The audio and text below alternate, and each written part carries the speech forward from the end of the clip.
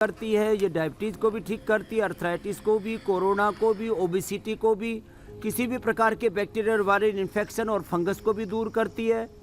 इसलिए जो है गिलोय घनवटी खा लें और साथ में ऑर्थोग्रिट चंद्र प्रभावटी एक एक गोली, गोखरू का काढ़ा पी ले, गोखरू और दशमूल का काढ़ा दोनों का साथ ही पी ले और साथ ही प्राणायाम करते रहे।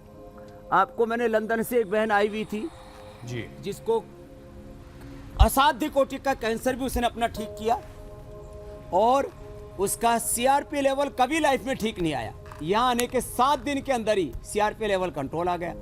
रात को त्रिफला चूर्ण जरूर ले लिया करें ऐसे लोग, शरीर की शुद्धि के लिए बहुत अच्छी चीज है वो। तो त्रिफला चूर्ण रात को ले लें, ऑर्थोग्रिट और चंद्र प्रभावटी खाने के बाद और गिलोय खाली पेट ले लें, 100% जो है उनका सीआरपी लेवल कंट्रोल आ जाएगा। स्वामी जी अगला सवाल प्रकाश चंद्र सिंह का है, दानापुर बिहार से। वो अपनी बेटी के लिए पूछना चाहते हैं। उनकी बेटी की उम्र 18 साल है, वो साइनस से परेशान है, हमेशा सर्दी और कफ उसे बना रहता है, तो उसके लिए कोई उपाय बता दें स्वामी जी। सर्दी कफ के लिए सबसे अच्छा देखो, रेस्पिरेटरी सिस्टम के लिए तो रामबाण संजीवनी अल्टीमेट है ब्रीदिंग एक्सरसाइज। और प्रकाश जी सहित जो भी प्राणायाम करेगा वो सभी प्रकाशित हो जाएंगे, उनकी बेटी भी अच्छी होंगी। और इसके लिए है स्वासारी क्वाथ, स्वासारी प्रवाही, स्वासारी वटी और स्वासारी गोल्ड। सामान्य तो स्वासारी क्वाथ से ठीक हो जाता है मामला, और जो है फिर ज़रूरत हो तो स्वासारी प्रवाही दे दें तो बना नहीं पाते हैं। और फिर थोड़ा जो है बीमारी का लेवल किस तरह का है, तो 2nd ग्रेड का है अस्थमा कफ कोल्ड तो स्वासारी वटी ले ले। और जैसे कहते हैं ना असाध्य कोटि का अस्थमा, स्टीरॉयड लेने पड़ रहे हैं इनहेलर में, तो स्वासारी गोल्ड ले ले। 1 सप्ताह में ठीक हो जाते हैं। जल नीति सूत्र नीति कर सके तो बहुत अच्छी बात है, ना तो घर में ही सरसों का तेल 1-1 चम्मच डालो दोनों नाक के अंदर। सरसों तेल, षडबिंदु तेल, अणु तेल जबरदस्त है। और रात को बादाम रोगन डालने तो बहुत आसान होता है। भस्त्रिका करें, कपालभाति करें, और दूध में हल्दी, शिलाजीत और च्यवनप्राश जो हमने कल भी बताया था, ये तो फेफड़े तो वज्र जैसे फुला दिया जाएंगे, जैसे मेरे फेफड़े ऐसे ही प्रकाश जी की बेटी के भी हो जाएगी। बस श्रीकार। चलो अगला सवाल स्वामी जी अब शामिल कर लेते हैं, तो मैंडेटरी है सबके लिए। अगला प्रश्न ले लो मेरे भाई। अगला सवाल टीना भारद्वाज का है। उनके पापा की उम्र 48 साल है। 30 साल पहले उनको टाइफाइड हुआ था जो उस वक्त बिगड़ गया था, और तब से उनका शरीर काफी कमजोर है, हड्डियों में दर्द होता रहता है और ब्लीडिंग भी होती है। अब ये ब्लीडिंग कहाँ से हो रही है ये उन्होंने साफ नहीं किया है, तो इस सवाल का जवाब स्वामी जी कोई उपाय इनके लिए बता दें आप। देखो टीना जी के पिताश्री के लिए, और मैं एक बात और कहता हूँ, मैं छोटा बच्चा था तब सुना था मैंने, आज से ये मैं बता रहा हूँ आपको लगभग 50 साल पहले की बात। अरे भाई इसका मोती धारा बिगड़ गए, जिंदगी में कभी उभरेगा नहीं। टाइफाइड इतना खतरनाक होता है, मानिए एलोपैथी वालों को तो अभी इसकी समझ ही नहीं है। ये सीधा लीवर और आंतों पर अटैक करता है, बाद में नर्वस सिस्टम पर, वो आदमी उभरता ही नहीं है फिर जिंदगी भर। तो ये मैंने 70 साल के जिनको बचपन में टाइफाइड खराब हुआ था उनको मैंने ठीक किया है। एक बहुत बड़े वेदांत के विद्वान है, एक दिन उन्होंने मुझे 70 साल के करीब उन्होंने मेरे को फ़ोन किया, हमारे गुरुजी ने कहा कि भाई हमारे स्वामी जी से पूछ लो आप। तो मैंने उनको भी ये ठीक किया जिनको 40-50 साल पहले बिगड़ा था। यही खूब कला मुनक्का अंजीर का सेवन करें। और ब्लीडिंग के लिए ये शीशम के पत्ते और पीपल का पेड़ देखो यही है, ये पीपल का पेड़। इधर आओ दोनों गुजराती भाई, संदीप और नीलेश, इधर आओ। देखो इधर बैठो बेटा। तो ये शीशम के पत्ते, बेल के पत्ते, शीशम के पत्ते, बेल के पत्ते, गोखरू, इसका काढ़ा बना करके पी लें। कहीं से भी ब्लीडिंग हो रही होगी पित्त की वृद्धि से वो ठीक हो जाती है।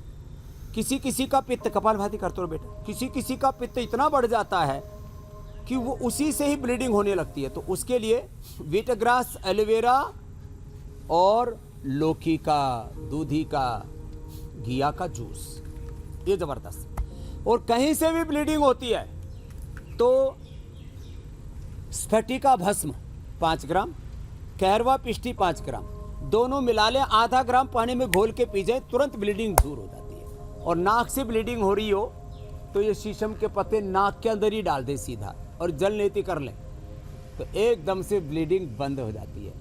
तो ये शीशम के पत्ते और बेल के पत्ते ब्लीडिंग के लिए रामबाण है। वैसे दूरवा घास, संजीवनी घास, दूधी घास भी हम पिलाते हैं। किसी भी तरह की ब्लीडिंग हो, लेडीज को, जेंट्स को, लेडीज को माहवारी में ज्यादा ब्लीडिंग कई होती बार है तो दूधी इसका मूल घास कारण मेरी पित्त की दादी वृद्धि भी होता है मिश्री के साथ पीस के और स्वामी जी विटामिन खिला के देती की भी थी पूर्ति हो जाती है। जी, उससे भी बहुत आराम मिलता था।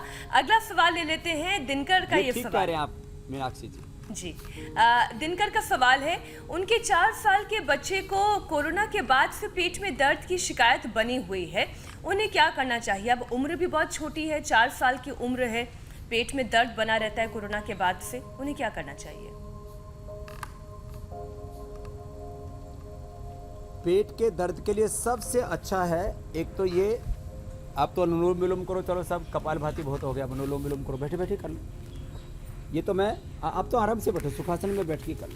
मैं ये पॉइंट बता रहा हूँ, ये देखो, ये पॉइंट है, जिनको भी पेट में दर्द हो यहाँ से दबा दे, एकदम से पेट दर्द में आराम हो जाता है।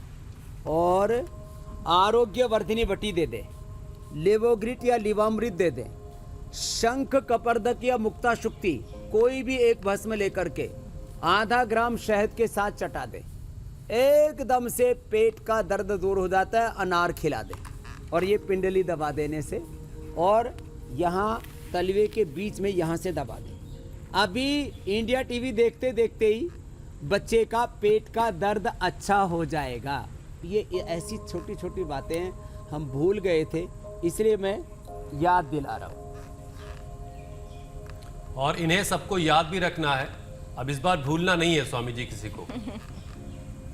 अगला सवाल स्वामी जी सोनाली का है। उन्हें मुंह में 4 साल से छाले हैं, 1 साल से वो योग भी कर रही हैं, इसके अलावा वो क्या कर सकती हैं छालों के लिए?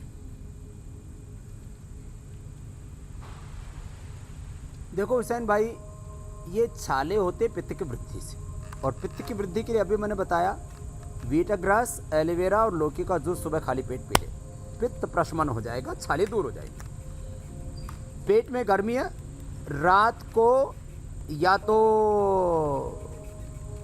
गुलाब के फूल से गुलकंद बनता, उसकी 1 चम्मच दूध के साथ ले लें, अथवा दूध में बादाम रोगन ले लें, उससे पेट की गर्मी भी ठीक हो जाती है और छाले भी दूर हो जाते हैं। अथवा 100 ग्राम अविपत्ति कर चूर्ण, 10 ग्राम मुक्ता शुक्ति और 2 से 4 ग्राम मोती पिष्टी मिला करके और 1-1 चम्मच खा लें, उससे पित्त की वृद्धि ठीक हो जाएगी और छाले ठीक हो जाएंगे।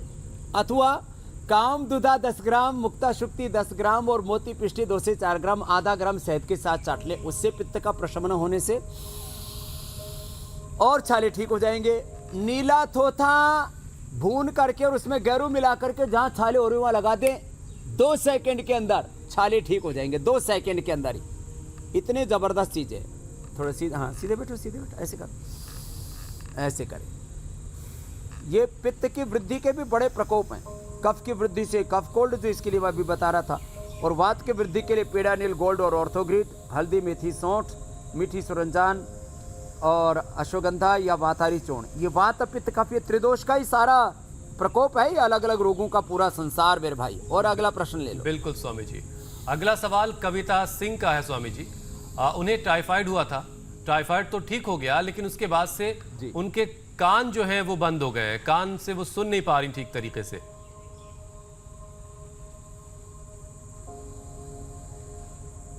हाँ, ये बड़ा असर आता है किसी। अब इंडिया टीवी हर वक्त हर जगह डाउनलोड करने के लिए सर्च करें India TV news Google play store या ऐप स्टोर पर।